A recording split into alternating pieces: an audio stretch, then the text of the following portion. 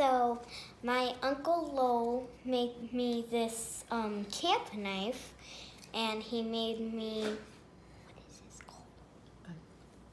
Sheath. And he made me a sheath,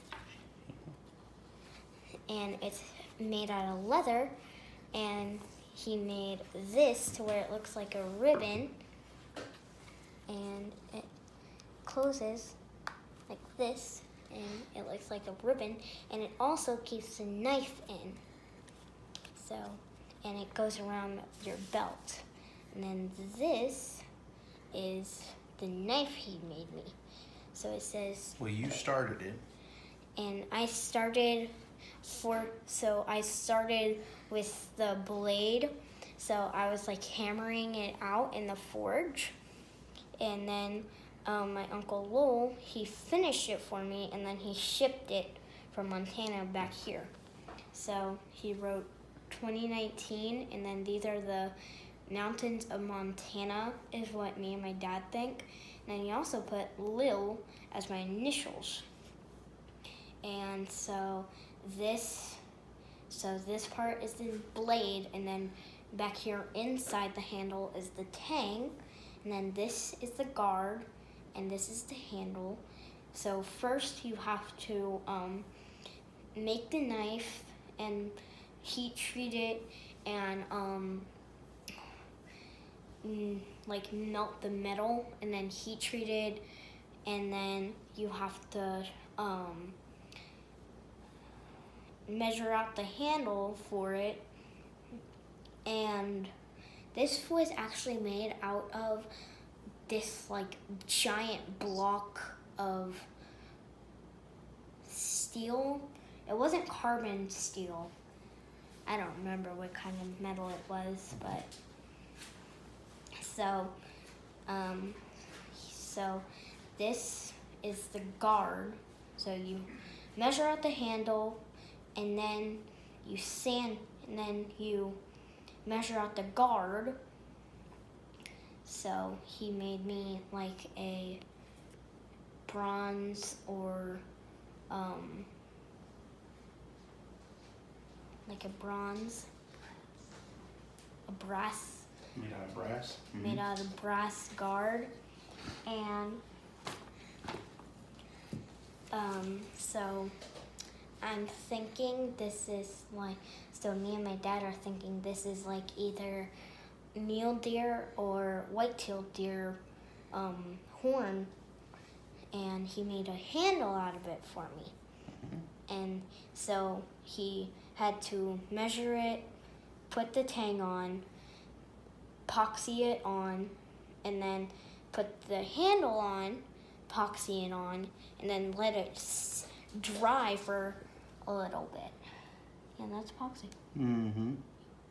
Yeah, well, it looks like he has maybe soldered it, brazed it on, and then he's filed it down.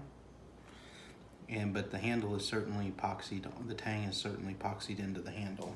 Mm-hmm. Oh, and it has like a curve, so it's definitely a horn. Well, and it's to fit your hand really nice, and it's to be out. See, like this one?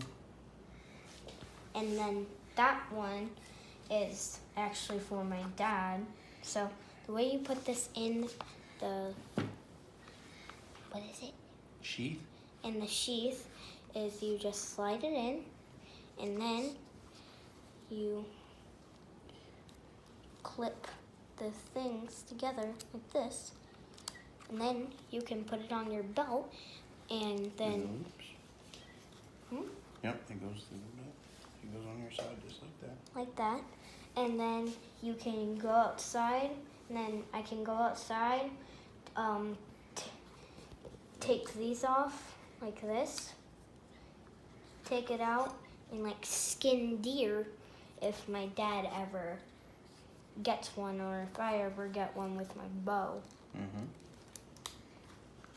And then this is actually for my dad, and his uncle.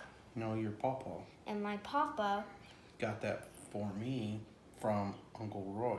From Uncle Roy, and he's actually Uncle Lowell's brother, and Uncle Lowell is the person who made this knife for me.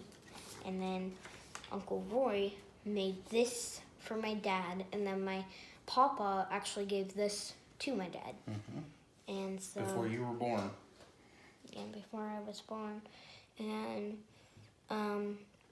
so again, he made so this is the blade, and this is the tang inside, and then he made a brass guard yet again. And then it looks like he used three different types of, so he used 2 different types of woods and then 1 type of antler, which I'm thinking is probably a white-tailed deer. Whitetail. You see Whitetail. the whitetail on the back that he carved in? Yeah, and like a white-tailed deer. And then, if I very carefully show you. Oh, you're holding it way over there. No. He made a white-tailed deer on it. And then he made, I can't tell if that's oak. It's walnut. And then he made a walnut part. Then he used walnut for this part. And then he used black. I think it's plastics, what that is. That And then part is. he And used, they just filed it all down. and then he used plastic. And it was kind of rusty. Well, it's inside. just a little bit of brass corrosion. Brass turns green when it's, I know how. but it can come off. It's old. Oh, that's part of the tank right there. Well, I think that's just part of where he was sliding it all together. I don't know what that is. I think that's just this piece here coming worn down. It feels like metal. No, I don't think it's. I think that's where he probably slotted it and pushed it in, pushed the epoxy in to hold the tang in place. I don't know. It's and very fine detail, And I like how he kept this part and down where like it was attached to the deer's head like this. And then he epoxied this all together. But I'm thinking he did the same thing as my dad was saying with this one on the guard and the handle. I mean the guard and the blade. He filed it down. And so if you are a kid and you see a knife that your parents or your uncles or anyone gives you, never touch the bottom of the blade. If your parents let you, only touch the back of the blade because the bottom is very sharp.